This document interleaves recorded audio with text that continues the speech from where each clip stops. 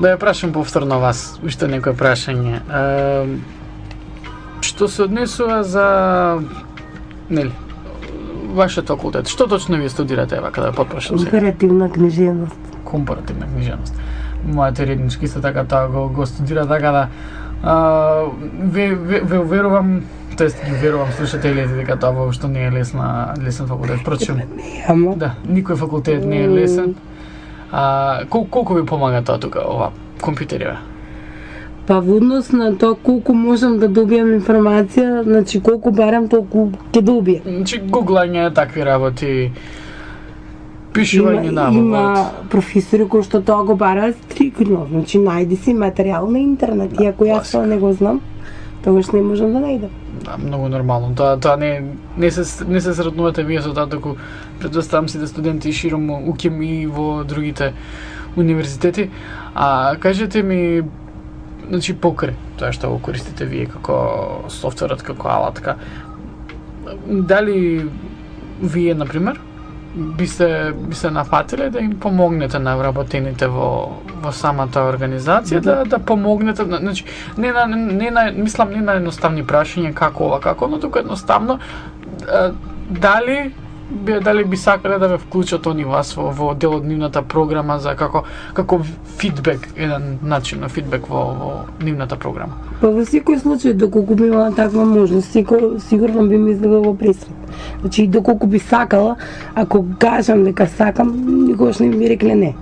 Мислам дека тоа е... Дека тоа е нешто што... Никогаш не би ме одбиле, значи, ниту пак јас нив. Така. Затоа и денеска и Борјана е заедно овде. Имаше можност да дојдам и двајца вработени од нашето здружение, но на овој начин сметаме дека е многу пореално и многу поблиску кога некој навистина кој што ги користи услугите ќе може да го каже својата прва рака информација, условно. И се обидуваме во секој дел од нашите активности да самите корисници да бидат вклучени. Значи во делот кога изработуваме индивидуални планови, секогаш е тоа во соработка со корисникот или со родителите, доколку се работи за дете. Кога правиме евалуации, исто така секогаш заеднички ги следиме работите и забележуваме што сме постигнале, што не сме постигнале. Кога имаме промени, исто така сите се информирани на време за све што се случува. Тоа не е еден принцип. Значи тоа не е само да седиш таму и да пишуваш и не знам да работиш. Нив не име тоа целта. Јас си го желам, кажете ми до каде сум и сакам да знам, затоа што јас не сум дојдена тука да седнам само на компјутер. Субопарно работење, тука едноставно трема потреба од интерактивна работа и постојана комуникација. Вие имавте представа во средното школо Никола Карев. Така, средното училиште. Ќе ни кажете нешто повеќе за тоа? Да, тоа беше минатата недела на 24-ти. И тоа беше дел од еден проект активни граѓани кој што беше спроведен од Британски совет. Односно бевме вклучени во една обука, лично јас бев од мојата организација и како резултат од тој проект требаше секој проектен тим, беа формирани проектни тимови од страна на Британски совет да организира некоја проектна активност.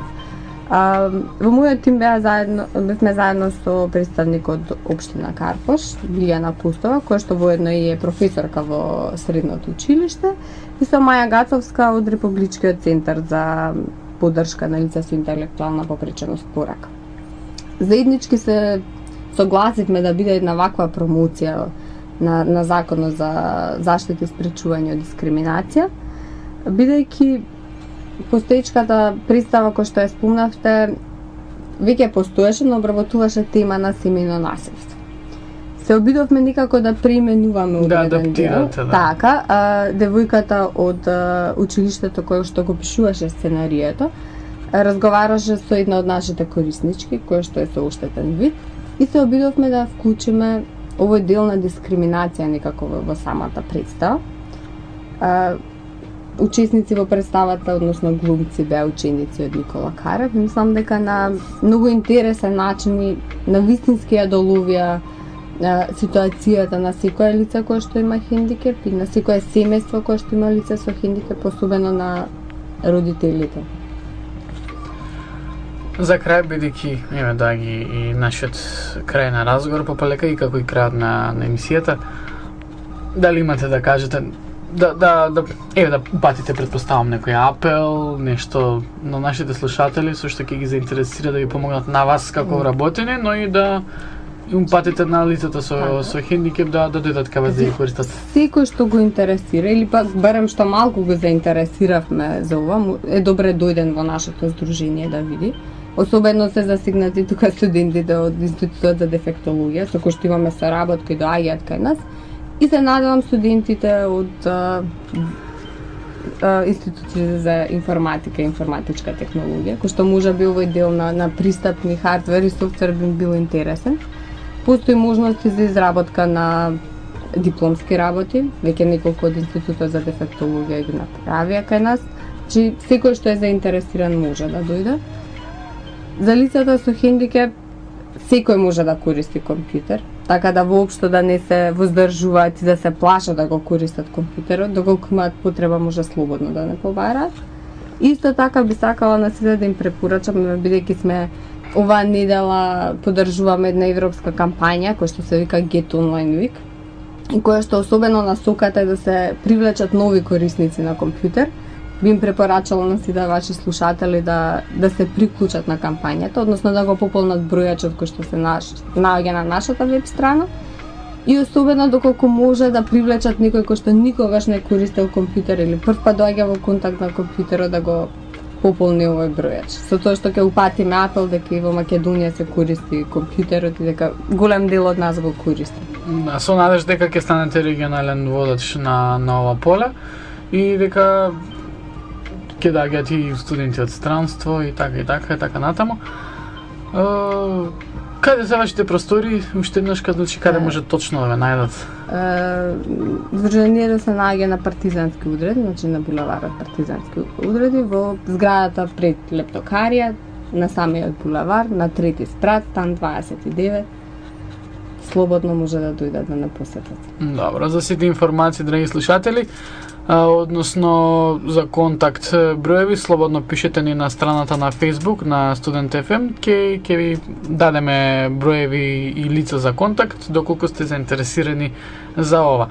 Тука некаде крајот на нашиот разговор, јас ви благодарам многу за вашето присуство. Благодарам. Се надевам дека понатаму нашата соработка ќе продолжи, ќе биде се поголема, ќе ни известувате за вашите понатамошни активности. Ние секогаш ќе гледаме еден новинар, лично јас ќе се погрижам да бидам присутен да го покријам тој настан. Благодарам. Се надеваме и ние дека ќе биде така. И имате целосна медиумска поддржаност како и од Student FM, така и од целата екипа и од луѓето внатре што работат. Оки, драги слушатели, Чичка Рижија, ќе не пуштиш музика малку? Пајте да не пуштиш.